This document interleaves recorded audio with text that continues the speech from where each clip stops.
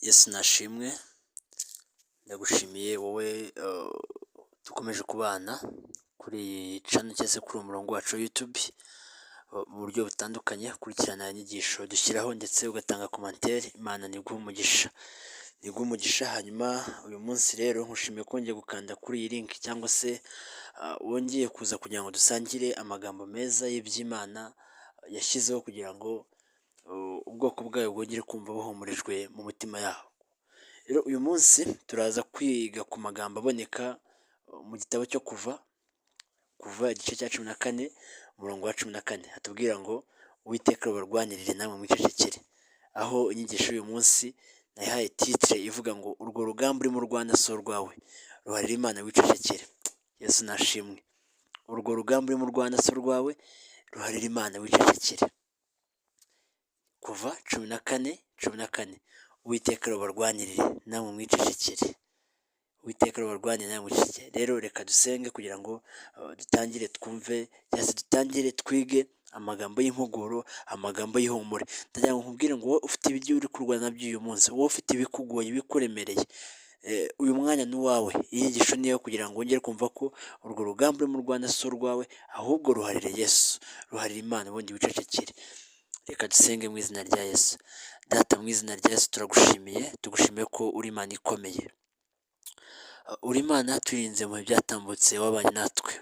Ni ukuri watugiye imbere, uradushyigikira, uba mu ruhande rwacu. Aho byari bigoye waratabaye, ngo twagezeho byari bikomeye twihebye udusangayo, uratubwira ngo twe gutinya, uri kumwe natwe, ntuhabwe icyubahiro. Uyu munsi twongeye kugaruka imbere yawe, imbere y'ubwiza bwawe. Aho tugarukiye mu ijambo dusanga mu kuva 14:14, hatubwira ngo Mwami uzaturwanira twebwe twicecekere. Nguri buturwanirire, kandi wongera tubwira ngo uru rugamba turi kurwana ntabwo ari urwacu, ahubwo nituruharire Uwiteka, niturwarire twicecekere.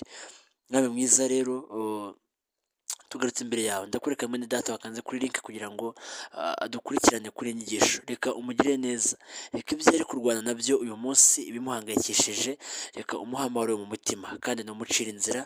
Reka umuhe ibisubizo kuko Imana itanga ibisubizo. Rero reka ubane natwe muri inyigisho kubwa Yesu Kristo Umwami wacu, amen.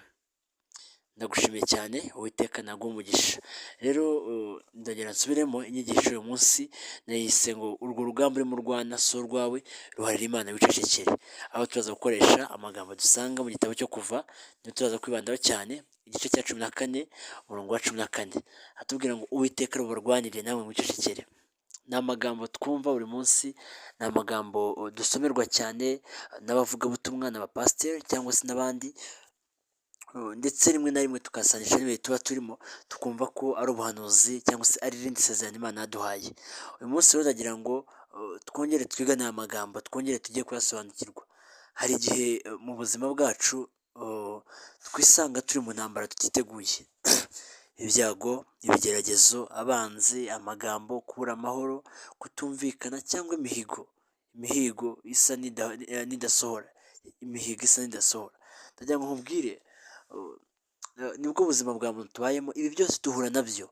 Abe ibyago, abe ibigeragezo, abanzi, amagambo adutuka, amagambo aduca intege, kubura amahoro, kutumvikana cyangwa imihigo isa n'idasohora, tukumva ducitse intege. Nigeze mbwira abantu ngo hari igihe ducibwa intege n'uburebure bw'urugendo, hari igihe ducibwa intege n'amajwi ya Satani, ariko iyo twibutse ko Yesu Kristo ari we washyizeho inzira y'agakiza turiho, ngo twuzure imbaraga mu mutima cyangwa se mu mitima yacu, ngo tukagira ibyiringiro ko urugendo ruzarangira.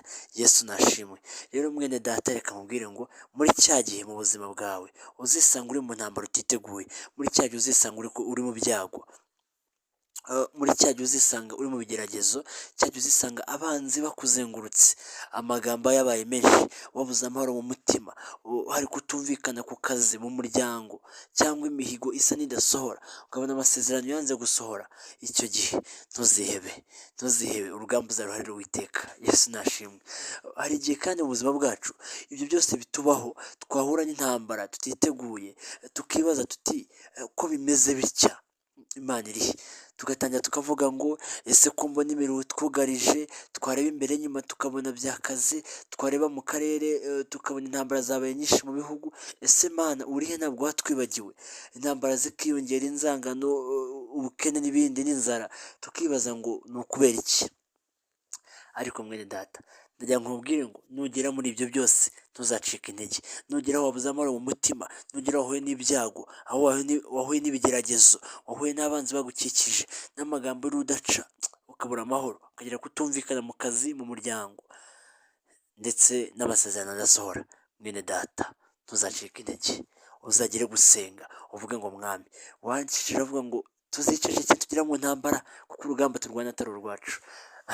Reka mbere kuko bikora, nkunda kubwira abantu ngo n'igihe uzumva udashaka gusenga uzasenge kuko Imana ihora itwumva idutegereje rwose. Rero ntuzacike intege, yabwiye abantu ngo uzasengere mu isezerano Imana yaguhaye, uvuge ngo Mana ndabizi ko wandikishije gutya na gutya, ibi rero bigomba gusohora mu izina rya Yesu. Uyu murongo rero uratubwira ikintu gikomeye cyane, uratubwira ngo Uwiteka ari bubarwanire namwe mwicecekere, Uwiteka azabarwanira namwe muzaceceke. Haleluya. Nubona intambara zikugose bikubanye byinshi, uzaceceka kubera ko Uwiteka azakurwanirira, ahora ari maso ku bwacu, ntabwo ajya asinzira, arahari igihe cyose kugira ngo aturwanire intambara, izo tuzi n'izo tutazi, ngo ajya turwanira intambara tutamenye, ngo rimwe na rimwe hari n'izo tumenya, ariko icyo tuzi neza ni uko uyu mwami ajya atugererayo, ngo yumva ururimi rw'imitima yacu, ngo niyo mpamvu igihe cyose ngo hari ibyo dusenga tukabisenga nabi, ariko umwuka wera akabitugerezaho. Ariyo mpamvu Imana yongeye kuguha isezerano ikakubwira ngo urwo rugamba urimo urwana si urwawe, ruharira Imana hanyuma wicecekere, kubera ko Imana izakurwanirira. Yesu nashimwe. Hanyuma reka tugaruke ku mateka y'Abisiraheli kugira ngo tubone uriya murongo dusobanukirwe neza. Reka twongere tuse nk'abagaruka ku mateka y'Abisiraheli. Abisiraheli bitwaye bute? Ese byagenze biti? Abisiraheli bari basohotse mu Misiri, bari basohotse muri Egiputa nyuma y'imyaka 430 y'ubucakara. Ni imyaka myinshi, imyaka 430 y'ubucakara. Barimo bagenda babona Mose, bageze imbere bahura n'ikibazo gikomeye cyane, imbere yabo bahabona inyanja itukura, inyuma yaho babona abanyegiputa babahiga bafite amagare n'ingabo. Barangije bagira ubwoba, batekerezaga ko urwo rugamba ari urwabo, ariko Mose arababwira ati mwitinya kuko Uwiteka azabarwanirira. Ndabyibuka iyo dusomye amagambo neza ngo bateye Mose, baje bamubwira ngo se Mose ko twari tubayeho neza turi mu butayu, ko nta mpfu zabagaho, none kuki utuzanye mu butayu? Ngo muri Egiputa twari tubayeho neza, ariko ngo tuzanye mu butayu ngo twicwe n'inzara. Batangira kuvuma Mose bamuvuga nabi, ariko araje Mose nawe asanga hari undi mugabo afite yamenye, arangije avuga ngo Mana ntabwo watuma biba gutya. Reka dusome mu gitabo cyo Kuva umurongo wa 14, turaza guhera ku murongo wa 13. Mose asubiza abantu ati mwitinya, mwihagarariye gusa murebe agakiza Uwiteka rubazanira uyu munsi, kuko abanyegiputa mwabonye uyu munsi mutazongera kubabona ukundi. 14. Uwiteka rubarwanirire namwe mwicecekere. Haleluya. Uwiteka abaza Mose ati ni iki gitumye ntakira? Bwira Abisiraheli bakomeze bagende. Mwene data reka nkubwize ukuri, Imana yacu ntabwo itinya kukubwira ngo komeza ugende. Irabizi ko uri mu ntambara, irabizi ko hari ibiri kukugerageza, ibyo byose irabizi, kuko mu Befeso igice cya 2 umurongo wa 10 hatubwira ngo kuko turi abo yaremye iturema imirimo myiza ngo tuyigendereho muri Kristo Yesu ibiteguriye kera. Bivuze ngo izi urugendo rwacu, nugera mu byago ni ukugira ngo ikureme kandi gukomeze, nugera mu bigeragezo ni ukugira ngo igukomerezemo, kuko yavuze ngo hahirwa uwihanganira ibimugerageza, kuko namara kwemerwa azahabwa ikamba ngo rizahabwa abandi banesheje. Rero ndagira ngo nkubwire hano, Abisirayeli bashyuye ubwoba, bareba imbere babona inyanja, barebye inyuma babona ingabo za Farawo abanyegiputa, barebye ku mpande babona imisozi myinshi cyane. Arangije Mose arabwira ngo mwitinya, ngo mwihagarariye gusa murebe agakiza Uwiteka rubazanira uyu munsi, mugire kwizera gusa, Uwiteka rubarwanirire namwe mwicecekere. Ngo nuko ngo Uwiteka abaza Mose ati ese Mose ni iki gitumye ntakira? Ngo bwira Abisirayeli bakomeze bagende. Yesu nashimwe. Mbonye Israel ni umuhanzi nkunda cyane, yigeze aririmba aravuga ngo ibyo ukora Yesu ngiye birantangaza, unyereka mu gikuta ukanyereka ko hari inzira, ngo hagati y'amabuye niho wanyubakiye. Ni Imana idatinya kukubwira ngo komeza ugende, ibona ko inyuma ari urukuta. Ni Imana idatinya kuvuga ngo komeza ugende, ibona ko hari inyanja ikuri imbere. Turaza kubisoma. Ni Imana idatinya kuvuga ngo komeza ugende, ibona ko imbere hari umusozi nk'umwe wari imbere ya Zerubabeli. Reka nkubwire mwene data, ntabwo ibibazo bizabura kuza, ntabwo ibigeragezo bizahura kuza, ariko izabikurindiramo. Yigeze abwira Yakobo ngo nuca mu mazi nzakurindiramo ntazigera gutembana, nuca mu ruzi ntabwo uzashya. Ntabwo yavuze ngo ntabwo uzawugeramo. Ibyo byose tuzabicamo ko hari Imana ishaka kutwigisha. Hano Abayisiraheli batekerezaga yuko birangiye, bagatekereza ko urwo rugamba ari urwabo, ariko Mose arababwira ati ntimutinye, mwitinya, mwihagarariye gusa. Mwene data witinya, guma mu gakiza, guma mu masengesho, wihagararire urebe agakiza Uwiteka agiye kukuzanira uyu munsi. Kubera ko Abanyegiputa babonye uyu munsi, kubera ko abanzi babonye uyu munsi, kubera ko abo ngabo uri kubona uyu munsi utazongera kubabona ukundi. Yesu nashimwe. Arangije aravuga ngo Uwiteka arabarwanirire namwe mwicecekere. Aduha isezerano, Uwiteka azabarwanirira namwe muzaceceke, mumuharire urugamba kuko ari urwe. Aha ngaha twigamo ibintu bitandukanye, twigamo ibintu byinshi. Icya mbere, hari ibihe Imana ishaka kukwereka ko iyo mirwanire, iyo wirwaniriye urushaho kubabara. Ndagira ngo nkubwize ukuri, ni testimony natanga, ni ubuhamya afite. Igihe cyose ugerageje kwirwanirira urushaho kubabara. Igihe cyose ugerageje kwirwanirira nta nzira ubona. Igihe cyose ugerageje kwirwanirira ubura inzira igusohora mu bintu urimo. Rero hano twigiramo ko hari ibihe Imana ishaka kukwereka ko iyo wirwaniriye urushaho kubabara, kubera ko urugamba ntabwo ari urwawe. Arangije kandi icya kabiri, Imana ishaka kukwereka ko ari ifite umugambi wo kukurokora mu buryo bwiza kurusha ubwenge bwawe. Hari uwigeze aririmba aravuga ngo ubwo atagusize cya gihe n'ubu ntazagutererana, ngo cyagiye ku nyanja ngari, hirya no hino hari imisozi miremire, ngo inyuma naho ingabo zigusumirije, ngo ninde uzi uko yabigenje amazi agatanga inzira nk'uko yabikoze hariya. Niko nawe uyu munsi nkusabira kugira ngo Imana ibikore, igucire inzira kugira ngo nawe ukomeze wambuke, igucire inzira kugira ngo nawe ukomeze utambuke. Kubera ko iyo wirwaniriye nta nyungu biguha. Iyo wirwaniriye urababara cyane, urababara iyo wirwaniriye. Ariko uyu munsi ndagira ngo nkubwire ngo hari Imana irashaka kukwereka ko ari ifite umugambi wo kukurokora mu buryo bwiza kurusha ubwenge bwawe, kuko ubwenge bwawe nta kintu bwagufasha. Ngo bamwe biringiye amagare n'amafarashi, ngo abandi biringiye ibigirwamana, ngo ariko twebwe Imana twiringiye iri hejuru ya byose. Mika igice cya 5:5 yuzura umwuka, byandika neza, aravuga ngo uko ubwoko bwose buzagendera mu izina ry'ikigirwamana cyabwo, ngo natwe tuzagendera mu izina ry'Uwiteka Imana yacu. Yesu arongera abyandika neza ngo njye n'inzu yanjye tuzakorera Uwiteka Imana. Yesu nashimwe. Wa wundi waduhaye amazi tunyotewe turi mu butayu. Mwene data rero ndagira ngo nkubwire ngo wikwiga kwirwanirira, urugamba ruharire Yesu. Iga gusenga, urugamba ruharire Uwiteka. Kubera ko ngo hari imitwaro twakuyeho wa munsi amanikwa. Hari ibintu twakuweho, ndetse ngo hari n'ibindi twahawe, ngo ntitwari kuzagera hera, ntabwo twari kuzaba abana b'Imana. Yesu we, ndabyibutse rwose. ngo wa mwenda wari ukinjije ahera watabutsemo, ngo twese twemererwa kwinjira ahera kugira ngo tumutakire tumuganyire. Ariko icy'akarusho yaduhaye umwuka wayo. Ni ukuri ndashima Imana ko nawe uri mu bo yahawe umwuka wayo. Ndashima Imana ko nawe uri mu bo batoranyijwe nayo, ikabaha umwuka we kugira ngo bayoborwe n'umwuka. Ngo abayoborwa n'umwuka nibo bana b'Imana. Nzishima cyane ubwo tuzahurira tukavuga ngo turi muri ba bandi. Nubwo byari bigoye, ariko Uwiteka yarahabaye.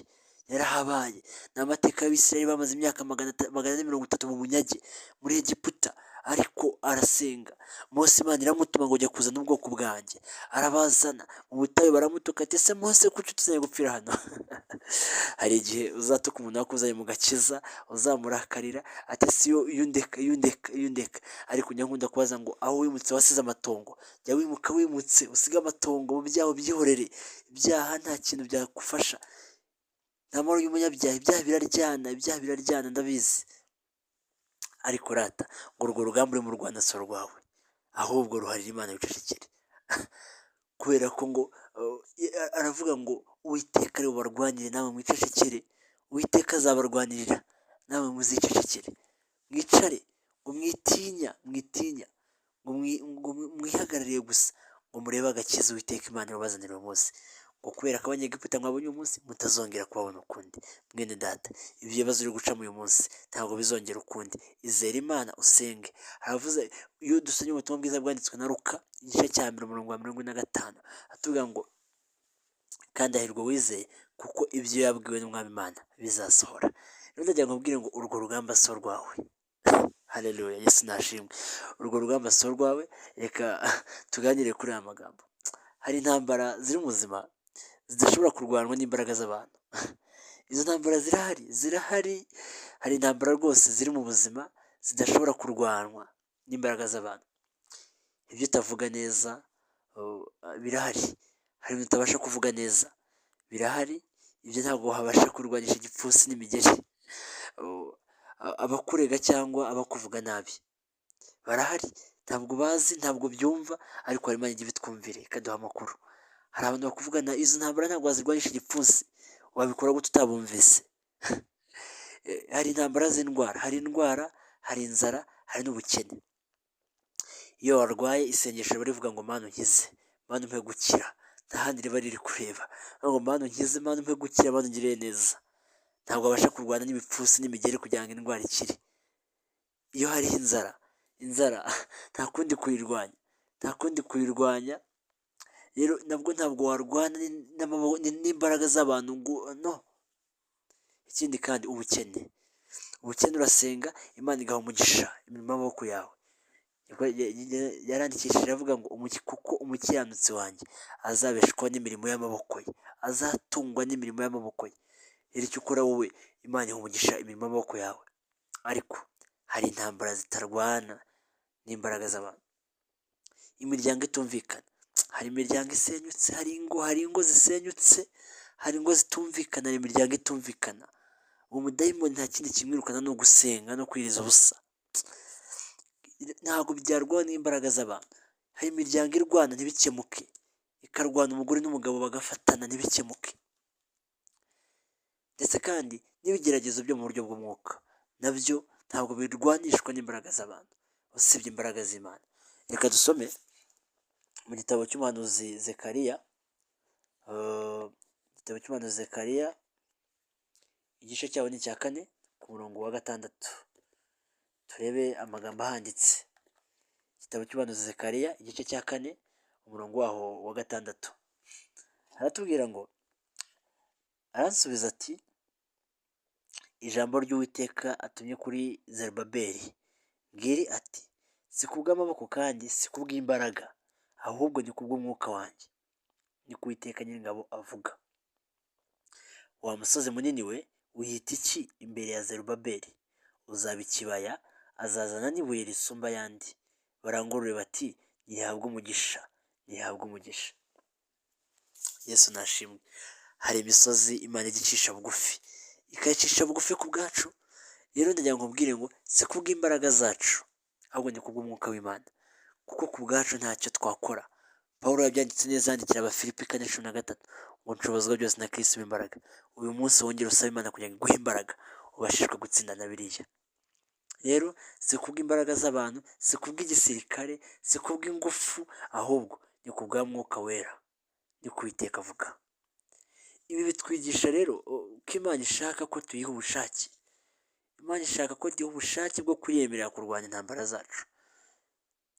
Wowe tujya twigisha tukavuga ngo ibintu byose aho Imana irabitubura.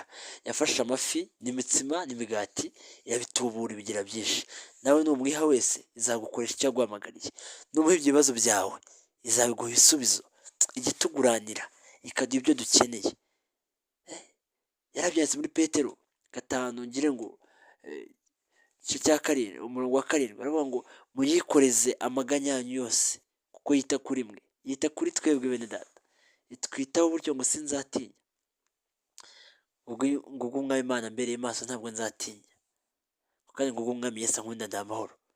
Ntabwo dufite gutinya, ahubwo dufite kumenya ko Imana ishaka ko tuyiha ubushake bwo kuyemera kurwanya intambara zacu, kuko nitwirwanirira tuzarushaho kubabara, twirwanirira bizarushaho kuba bibi, iyo twirwaniriye ntabwo tubona ibisubizo dushaka, iyo twirwaniriye turwanisha umubiri tukarwara turi mu maze iminsi nigisha abantu akantu kavuga ngo iyo utari mu mwuka uba uri mu mubiri, nkababaza ngo none majorite y'igihe cyawe ku munsi mu masaha 24 majorite y'amasaha menshi uyamara uri mu mubiri cyangwa uyamara uri mu mwuka? Ese uyamara ukora iki? Ugiye wibuka kwigeza ukihana ukavuga mana hano nagendeye mu mubiri mbabarira? Hanyuma rero tumaze kureba uburyo ki intambara zacu zose urwo rugamba atari urwacu tugomba kurwanira Uwiteka nk'uko yabyandikiye Zerubabeli, hanyuma tugomba kwicecekera mu ntambara tukareka Imana igakora. Ese ni kubera iki tugomba guceceka? Igihe Imana irwanya intambara yawe wowe icyo usabwa ni ukuriha agaciro, ni ugutuza ugaceceka Imana ukayiha agaciro. Icya mbere usabwa gukora igihe Imana iri kukurwanya intambara ni ukwiringira Imana, wicecekere ntukavuga amagambo y'amashyari, y'uburakari cyangwa y'ubwoba. Iringira Imana ko izabikora, kuko abayifitira icyizere ngo abiringiye abantu barabahemukira ndetse bakabahanga amaso bakabakoza isoni, ngo ariko we ntabwo ajya ahemuka kandi ntakoze isoni. Icya kabiri kandi ntabwo ugomba kurira imbere y'Imana, si byiza, ariko ntugashidikanye ubu Imana ugiha icyizere ikwiye. Icya kabiri kwitonda mu mwuka, muri kwa guceceka ugomba kwitonda mu mwuka. Hari igihe Imana ikwinjiza mu nyanja itukura kugira ngo ikwereke ko ariyo muremyi w'amahoro. Yesu nashimwe. Iyo wicecekeye rero Imana ibasha gukora mu buryo butangaje nk'uko tubisanga muri Yesaya igice cya 30. Yesaya igice cya 30, reka tuhasome. Yesaya igice cya 30 umurongo wa 15. Nihangana gato tuhasome tuhagere.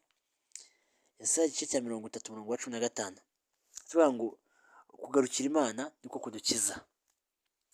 Umurongo wa 15 avuga ngo Uwiteka Imana uwera wa Israheli yavuze ati nimugaruka mugatuza muzakizwa, mwituze no mu byiringiro nimo muzaherwa imbaraga, ariko mwaranze. Hano ashaka kutubwira ko nitugaruka, mu kugaruka no mu gutuza niho agakiza kacu kari. Mu gutuza no mu kwiringira niho imbaraga zacu ziri. Rero dukwiye gutuza urugamba tukaruharira Uwiteka, tukicecekera, kuko aratubwiye ngo ari buturwanirire natwe twicecekere. Rero hari ibintu bitatu bikomeye bigaragaza ko Imana irimo kurwanira urugamba rwawe. Hari ibintu bitatu bikomeye bigaragaza ko Imana irimo kukurwanirira, irimo kurwanira umwana wayo. Icya mbere, Imana ihagarika umwanzi nk'uko yahagaritse Abanyamisiri, nk'uko yahagaritse Abanyegiputa bakarindira kugeza aho inyanja itukura ifungutse, niko Imana izahagarika abanzi bawe.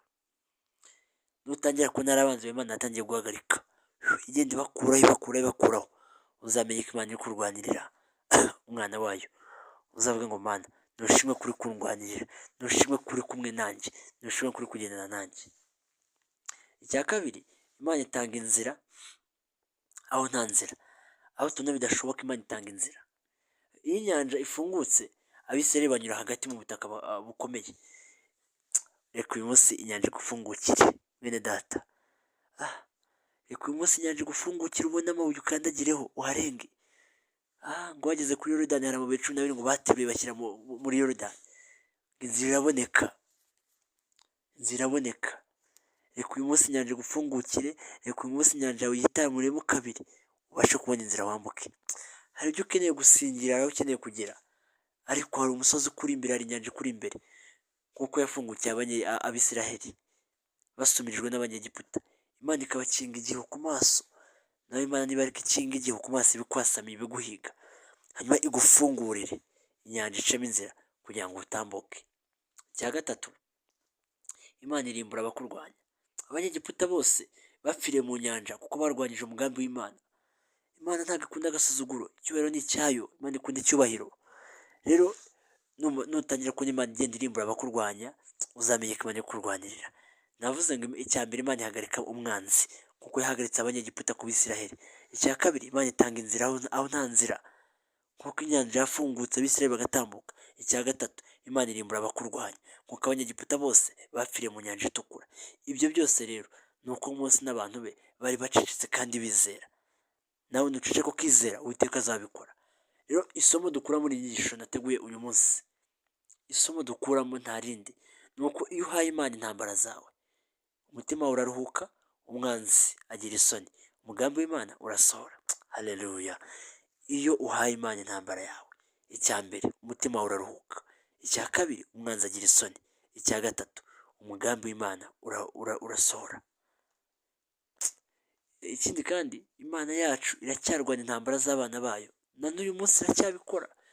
Yarandwaniriye, yarakurwaniriye, nubwo hari ibikuremereje, hari ibikiri kugusumirira, ariko Imana iracyarwanirira, iracyarwanya intambara z'abantu bayo, n'uyu munsi iracyakora. Rero ntugashidikanye, ntugahagarike umutima, ntugahagarike gusenga, ariko wicecekere mu mutima kandi wiringire Imana.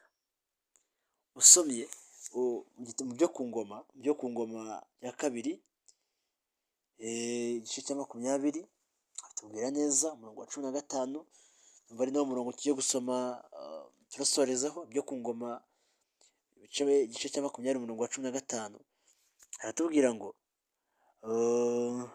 kadusome mu izina rya Yesu. Aravuga ati nimwumve yemwe Bayuda mwese, namwe baturage b'i Yerusalemu, nawe mwami Yoshafati, uku ni ko Uwiteka avuze, mwitinya kandi mwe gukurwa umutima n'izo ngabo nyinshi, kuko urugamba atari urwanyu ahubwo ni urw'Imana. Kuko urugamba atari urwanyu ahubwo ni urw'Imana. Urwo rugamba si urwawe, ni urw'Uwiteka, ni urw'Uwiteka. Dusoza rero Imana iravuga iti rwose mwana wanjye, reka njye nkurwanirira, reka njye nkurwanirire. Wowe ntukavuge byinshi, ntukagire ubwoba, wicecekere urebe agakiza kanjye. Rero reka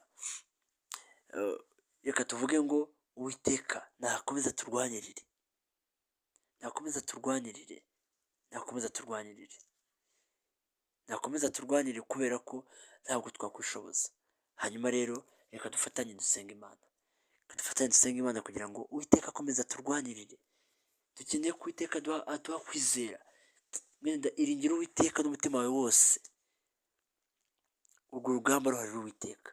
Reka dusenge mu izina rya Yesu. Mwami Yesu, ndaguhaye intambara zanjye zose, tuguhaye intambara zacu zose. Uyu mwene data ugukurikiye nkweretse intambara ze zose, nk'uko Zerubabeli wamwiyeretse, nk'uko wabwiye Abisiraheli n'umwami Yoshafati ngo mwitinya ntimukurwe umutima n'izo ngabo nyinshi, ngo kuko urugamba atari urwanyu ahubwo ari urw'Imana. Natwe tuguhaye intambara zacu zose.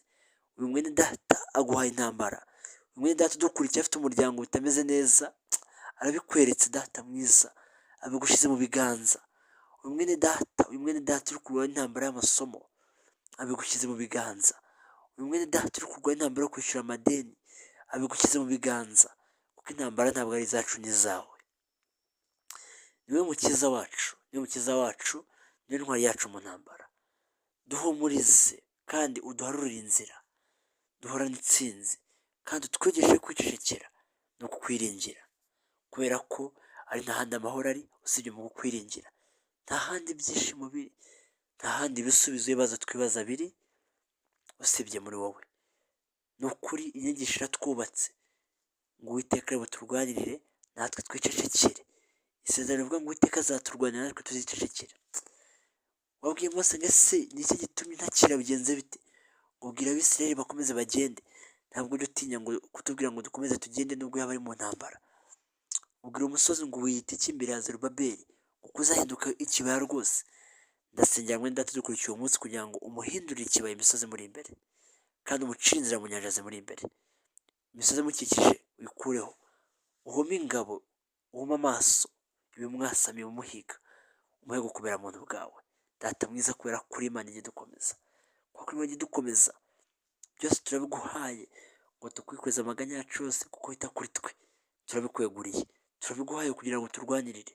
Nta wundi twabiha, ni wowe Mana yacu, ni wowe, ni wowe, ni wowe. Wigeze umanuka marayika ngo mu itorero Yesaya wigisha ngo Uwiteka arera, arera, arera. Urera mwami, urera, turabizi ko wera. Rero komeza kutugirira neza, komeza kuturwanya intambara zacu, intambara zo mu kazi, intambara z'imiryango itabanye neza, intambara z'amadeni, intambara z'amasomo, abo bose ndabasengeye. Intambara, ibihugu biri mu ntambara zitandukanye, ariko hari imyigaragambyo itandukanye hirya no hino mu karere. Nutanga amahoro ku isi, nutugiriye neza mu bantu bawe. Urugamba si urwacu ahubwo ni urwawe, kandi tuzi neza ko iyo umuntu yemeye kumurwanirira, uramurwanirira kandi ukamutsindishiriza. Bityo rero byose tubigushyizeho. Ndasengera rasa kugira ngo intambara turimo turwana ntuzirwanirire, ntudushyigikire. Nkasengera imishinga dukora, Kristo ntudushyigikire, intambara ntuzirwanire, kandi ukomeze kuduha imbaraga zo gusoza icyo waduhamagariye, kora kuri Imana. Rero buri wese wakora icyigisho musabe umugisha n'amahoro utanga, aruta umuntu wese wakwibwira, abe ku muryango we, abe ku bikorwa bye. Buri munsi gushaka gusenga kubone, kubera kuri Imana iboneka kandi ibera hose icyarimwe. Mu mugisha rero bisabye ko Yesu Kristo Umwami wacu, amen. Imana iguhe umugisha wadukurikiye, kandi tujye turushaho gusangiza izi nyigisho n'abandi kugira ngo bazibone. Dukore share, biratunezeza cyane iyo tubona komantere ko hari icyo Imana iri kubakorera. Byose ni evangelism no gukora umurimo Data yaduhamagariye. Wakoze cyane wadukurikiye, wowe udukurikirana buri munsi. Imana iguhe umugisha. Nakubwiye ngo urwo rugamba si urwawe, ruharire Imana, wicecekere, Imana ikurwanirire. Uwiteka nabaho umugisha, kandi akomeza abatsindira intambara izo mureba n'izo mutarera. Akomeza abumvira ibyo amatwi yanyu atumva, abamenyesha amakuru. Uwiteka nabagasanyire byuzuye.